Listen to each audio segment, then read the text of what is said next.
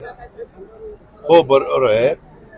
8 लाखापर्यंत ज्या आईवडिलांचं उत्पन्न आहे, आपल्या महाराष्ट्रामध्ये मुलींना नेहमीच प्राधान्य देण्याचा प्रयत्न केलाय. कारण पुरोगामी विचाराचा हा महाराष्ट्र आहे. शाहू फुले आंबेडकरांच्या विचारांनी चालणारा हा महाराष्ट्र आहे. छत्रपती शिवाजी महाराजांचा आदर्श डोळ्यासमोर ठेवून पुढे जाणारा महाराष्ट्र आहे. म्हणून आपल्या इथं मागासवर्गीय समाजाच्या सगळ्या मुलींना मुलांना मोफत शिक्षण असतं. आदिवासी समाजाच्या सगळ्या मुलांना मुलींना मोफत शिक्षण असतं. परंतु समाजातला एक असा घटक आहे की त्या घटकामध्ये देखील गरीब वर्ग असतो. मग त्या मुलींना त्यांच्या आई वडिलांचं आर्थिक उत्पन्न हे कमी असल्यामुळं त्या मुलींना जिकडं जायचंय तिकडं जाता येत नाही. समजा मेडिकल किंवा कुठल्याही शिक्षणाच्या बद्दल. आता आम्ही निर्णय घेतला की ह्याला काही हजार कोटी रुपये लागणार आहे.